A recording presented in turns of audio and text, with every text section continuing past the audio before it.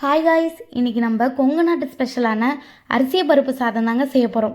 ரொம்ப சிம்பிளான இன்க்ரீடியன்ஸ் வச்சு தான் இதை செய்வாங்க. வாங்க எப்படி செய்கிறதுன்னு பார்க்கலாம். இதுக்கு தேவையான பொருட்கள், ஒரு கப் அரிசி எடுத்துக்கிட்டிங்கன்னா பருப்பு ஒரு 1/2 கப் போட்டுக்கோங்க. இது ரெண்டையும் கழுவி ஒரு 1/2 அன் ஹவர் ஊற வச்சுக்கோங்க. வெங்காயம், இஞ்சி, ஒரு 4 பல்லு பூண்டு, கருவேப்பிலை, பச்சை மிளகாய் ஒரு துண்டு, ஒரு தக்காளி குக்கர் எடுத்துக்கோங்க.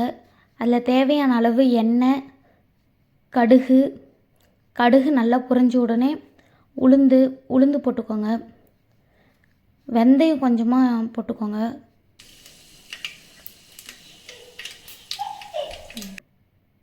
இது எல்லாமே நல்லா பொன்னிறமாக வந்தோடனே வெங்காயத்தை போட்டு நல்லா வதக்கிக்கோங்க.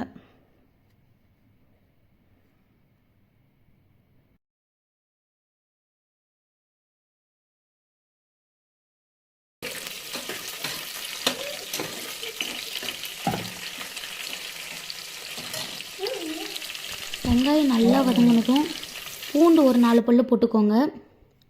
பச்சை மிளகா, கருவேப்பிலை இதெல்லாமே போட்டு நல்லா வதக்கிக்கோங்க. காஞ்ச மிளகா ஒரு 4 காஞ்ச மிளகாவை கிள்ளி போட்டுக்கோங்க. அதுலேயே அப்புறம் கட் பண்ணி வச்சுருந்த தக்காளி அதில் போட்டு நல்லா சாஃப்டாக வேகிற வரைக்கும் நல்லா கிளறி விட்டுக்கோங்க. கொஞ்சமாக மிளகாய் தூள் போட்டுக்கோங்க, இது ஆப்ஷனல். அவ்வளோதான், நல்லா வெந்துருச்சு. இப்போ அரிசி பருப்பு எடுத்து கொட்டி ஒரு டைம் நல்லா மிக்ஸ் பண்ணி விட்டுட்டு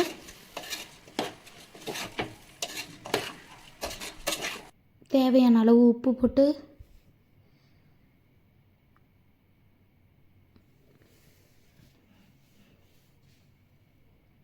நான் 1 கப் அரிசிக்கு 2 கப் தண்ணி ஊற்றுறேன்.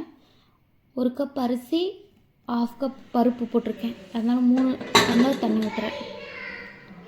குக்கரை மூடி போட்டு 2 விசில் விட்டு எடுத்தால் சுவையான பருப்பு சாதம் ரெடிங்க. சிம்பிளான இன்க்ரீடியன்ஸ் வச்சு தான் செஞ்சோம். நல்லா டேஸ்ட்டாக இருந்துச்சு, காரமே இல்லை, நிறைய சாப்பிட்லாம், அந்தளவுக்கு இருந்துச்சு. நீங்களும் ஒரு டைம் அதை செஞ்சு பாருங்கள். தேங்க்யூ.